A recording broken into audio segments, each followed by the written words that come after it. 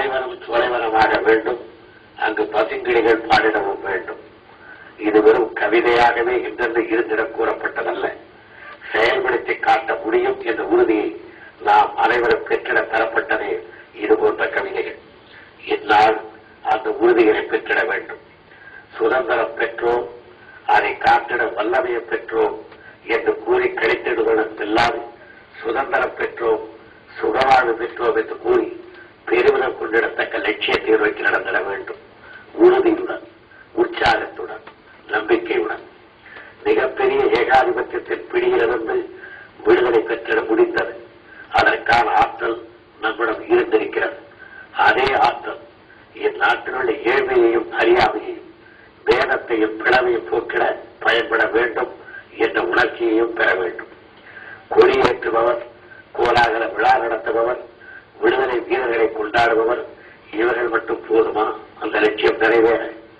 உச்சி போது வந்தது கண்டோ கிடைக்காமல் உழுது கொண்டிருக்கிறானே உழவன், அவனும் பல தொழில்களிலே ஈடுபட்டு பொருளை உற்பத்தி செய்கிறானே பாட்டாளி, அவனும் சிறாருக்கும் சிறுமியருக்கும் அறிவுக்கண்களை திறந்து வைத்திடும் ஆசிரியர்கள் உள்ளனரே அவர்களும், நலிவினை கிட துண்டாற்றுகின்றனரே மருத்துவத்துறையினர் அவர்களும், காட்டு வெள்ளத்தை அடக்கி நீர்வளம் கொண்டு நிலவளம் பெருக்கி ஊரமைத்து சீரமைத்து தருகின்றனரே பொறியியல் துறையினர் அவர்களும், நாட்டு நிர்வாகத்திற்கான பல்வேறு துறைகளிலே பணியாற்றுகின்றனரே அலுவலர் அவர்களும், இவர்களின் திறமையிலும் செயலார்வத்திலும் வெற்றியிலும் இருக்கிறது சுதந்திரத்தின் சோதிடம், விடுதலையின் விளைவு. தனித்தனியே நமக்குள்ள விருப்பு வெறுப்பு, உரிமை சலுகை எல்லாம் நாடு வாழ வேண்டும் என்ற பொது கடமைக்கு துணை செய்வதாக அமைய வேண்டும். நமது முறைகள் அவ்விதம் இருந்திட வேண்டும். நாடு வாழ நம்முடைய உழைப்பும் தேவை என்ற உணர்வு எல்லோருக்கும் எழ வேண்டும். இவனால் என்ன ஆகும், இவனோ இதற்கு ஏற்றவன், இவனுக்கு ஏது அந்த ஆற்றல் என்று மறந்தும் எவரை பற்றியும் எண்ணிடலாக. அந்த எண்ணம் நாட்டு வாழ்வுக்கே ஊறு செய்திடும். நாம் எல்லோரும் இந்நாட்டு மக்கள். நாம் எல்லோரும் எப்படி இருக்கிறோமோ அப்படித்தான் நாடு இருக்கும். நாம் யாவரும் நமது அறிவாற்றலை நாட்டுக்காக எந்த அளவு தருகின்றோமோ அந்த அளவுக்கு நாட்டு பொது நன்மை உயர முடியும். உங்களுக்காக நான் என்பது மட்டுமல்ல நண்பர்களே, உண்மையை சொல்வதானால் உங்களால் நான் அதனை உணர்கிறேன். மறந்துவிடுவோம் நான் அல்ல.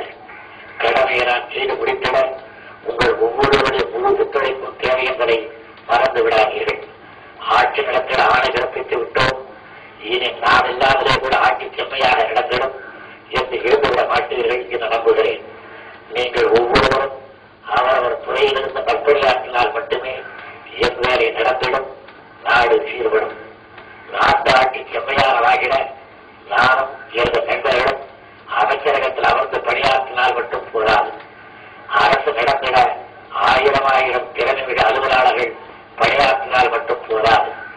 ஆட்சி உண்மையில் செம்மையானதாக அமைந்திட வேண்டும் என்றால் வயலில், தொழிற்சாலையில், அங்காடியில் பணிபுரிந்திட உற்பத்தியாளர்கள், உழைப்பாளர்கள் அனைவரும் ஆட்சி நடத்திடுவோர் நாமே என்ற உணர்வுடன் தத்தமது கடமையினை செய்ய வேண்டும்.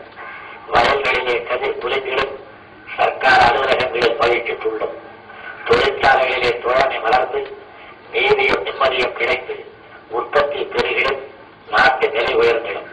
அங்காடியில் உள்ள கொள்வன கொடுப்பன என்பவை நேர்மையின் அடிப்படையில் அமைந்திருத்தல் வேண்டும் என்று இருந்திடம் அகவிலையும் பதுக்கலம் அழிந்துவிடும். பொதுமக்களின் வாழ்வு சீர்படும்.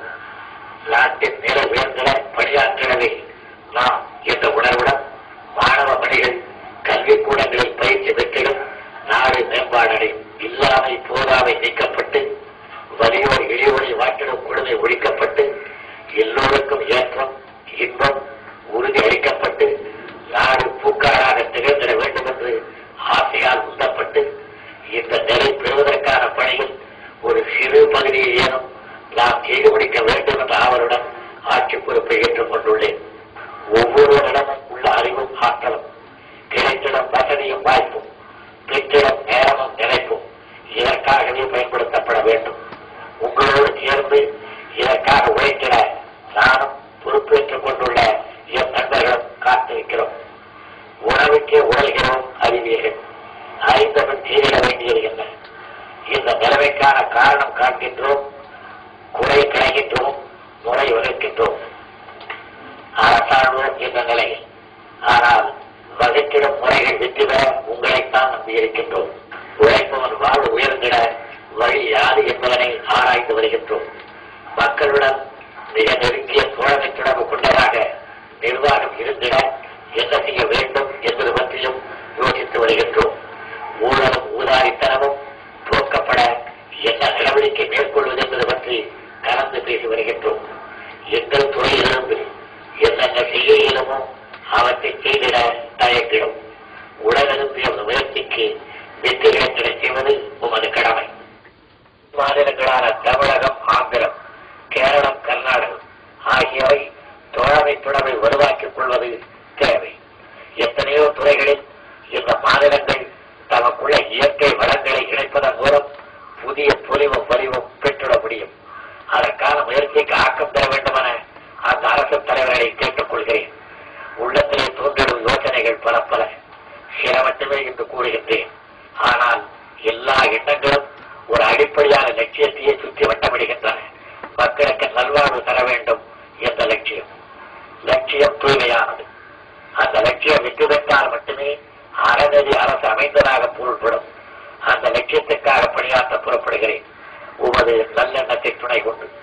லட்சியம் மிகப்பெரியது, நான் மிகச் சாமானியம். ஆனால் உங்கள் தோழன். ஆகவே என்னுடைய திறமையை நம்பி அல்ல, உங்கள் எல்லோருடைய திறமையையும் நம்பி இந்த பணியில் ஈடுபடுகிறேன். கேடு கலைந்திட